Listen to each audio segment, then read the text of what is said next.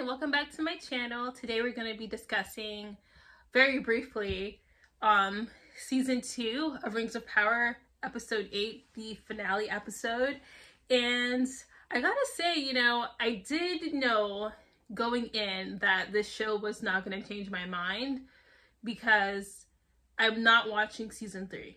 And I knew that wasn't going to change with the season finale, basically. But there's a lot of stuff you could kind of point out, and I'm gonna stick to pretty much the main 2 points. So let me just, on this video, I'm gonna start off with the positives so I can get those out of the way.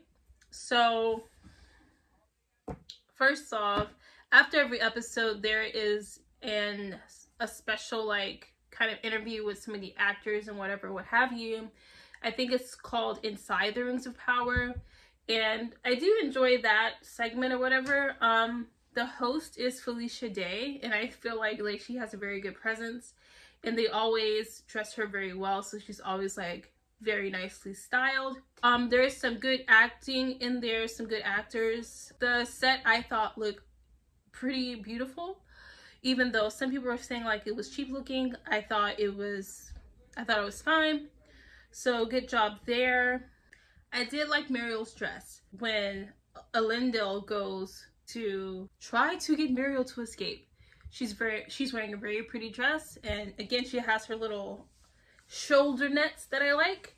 I do think this season had improved upon the costuming. Not that it was horrible in the first season, but it could have been better, and it was better in the season 2. I feel like the best performances and storylines were with the dwarves this season.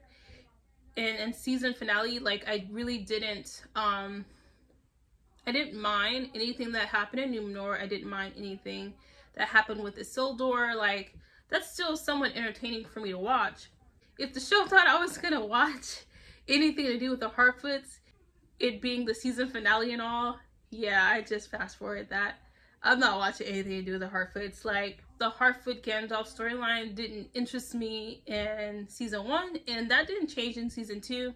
So let's hop on over to the negatives of the show and the points that really just break the show for me. And I just want to say that this is what happens when you introduce a power level like mind control, and when you introduce a power level with Ninja the Ring with the healing ability thing, okay? So season 1 finale, they put on the rings and it heals the land, okay? And the land stays healed.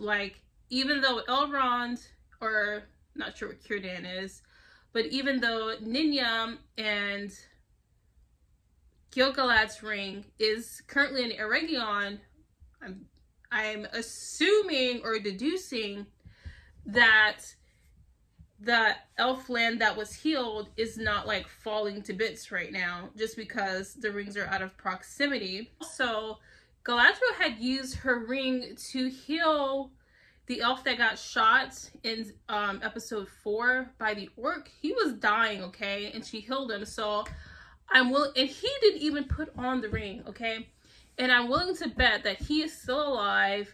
He didn't, his wound didn't reopen and kill him after Galadriel removes Ninja from him, okay? So why then does, when Adar, he's wearing the ring, and he's a fallen elf, so the ring heals his disfigurement, and heals his skin. But when he takes the ring off, it reverts. Does the ring have healing properties or not? I think the answer to that, the show has established that as being a yes. But they've made the healing properties very inconsistent. So Adar doesn't remain healed. But then apparently Elrond, I think it's implied, because I don't think he does this on screen, Elrond uses Ninja to heal Galadriel of her wound that has so much darkness in it, right? So correct me if I'm wrong, because they didn't explicitly show that on the show, unless I missed something. I was driving while I was watching this. So let me know if I have this wrong, but Elrond uses Ninya to heal Galadriel of her wound with darkness. So Adar is a fallen elf, and his wounds, his disfigurement was because of darkness, I'm assuming. And so the ring healed him. Why didn't they just use Ninya? And even if, like, why did Elrond need to wield it to heal Galadriel? Why couldn't she just put it on? But then, like, since her wound is full of darkness, if she had removed the ring, would it have, like, unhealed itself? With her dark wound would have reappeared or something like that? The show does not really explain that. And going forward, there's no way I'm going to be able to watch the show with people getting injured around Galadriel and remaining injured. Because you've already established that this ring has healing capabilities. It can save a person from a mortal wound even. So there's going to be no way that I'm going to be able to go throughout the remaining seasons and having people, like, I don't know, dying around Galadriel and Ninya. So then let's get to Sauron's power level. Like, he's fighting Galadriel, right? And I'm like, why are you fighting? Why are you fighting? You have mind control.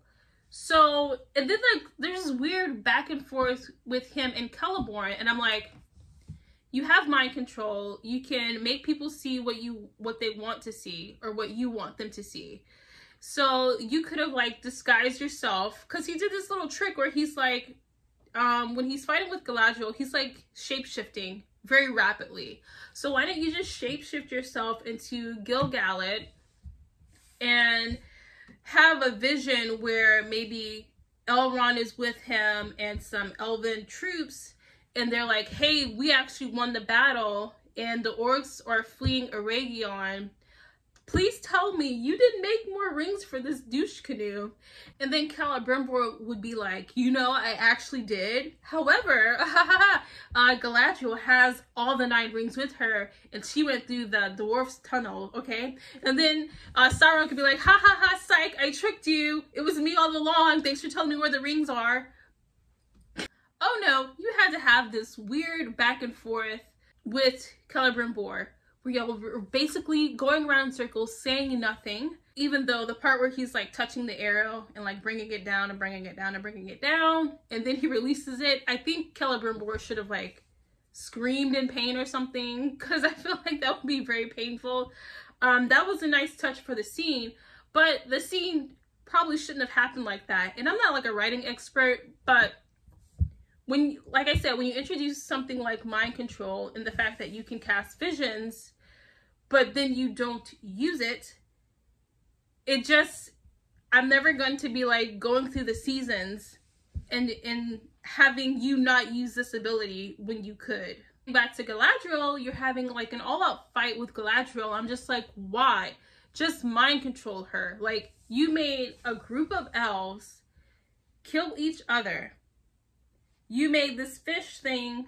Remember when the shipwrecks, and then he's in the water and the fish thing, the sea worm is coming right at him, and he's like, phew. And then like he makes the dog when Adar has him in his camp, and then Adar very foolishly lets him go for some reason. He makes the dog, apparently he's had a chat with his dog to kill that other one guy. So you can't control things and people. So why are you fighting with Galadriel? So going forward through all of the the following seasons, if I see you like putting in so much effort to get something done when you could just mind control people, then that's not going to work for me. I'm always going to be thinking, hey, you know that ability you have? Use it. Use your mind control. So I'm so glad that I've already decided not to watch season 3, because now it's very impossible to do so. So yeah, those were my thoughts on season 2, episode 8, the series finale or not the series finale, the season finale. But it could be the series finale. Who knows if they're going to get, they've lost so much money in views and everything. It might not get picked up for season 3, even though they've committed to 5 seasons. But that's that. If nothing else, I am now very much into reading Lord of the Rings and the Silmarillion. So that's a positive that I got from the show. And don't get me wrong, I did enjoy the majority of the show, but the things I didn't enjoy just broke the show. And I know it's a very expensive show, but expensive doesn't equal quality. And I feel like it not being the highest quality is okay.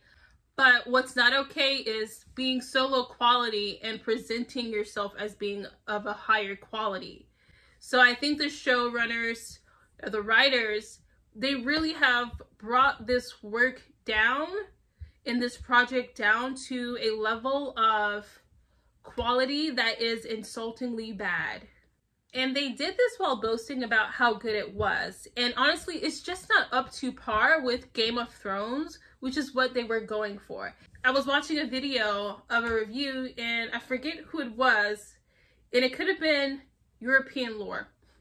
And he was saying that when Muriel was marrying Pharazôn, that they killed like half of the population of Numenor. And I'm like, and I can't help but think that if the Game of Thrones showrunners and writers, even with all their flaws and shortcomings, if they had had this IP, they would have definitely gone there gleefully with that plot line and probably like killed everybody in the audience would surely have felt that. And Game of Thrones was a very quality show as long as they were following the books. But the second they start following the books, the show kind of fell off and the quality declined like in a big way. And so why on earth then would Amazon not go by the books and expect it to be of the same quality? I have no idea. But I'm going to end the video here because I don't want to be ranting for another 15 minutes. The show was okay. It's just not good enough to carry on for a 3rd season. And so I'm going to peace out. Yeah. And I'm just going to continue reading the books. So thank y'all so much for giving my video a chance. I am going to try to have new content up on a weekly basis. So just check back every week. I'll see you in the next one. Bye.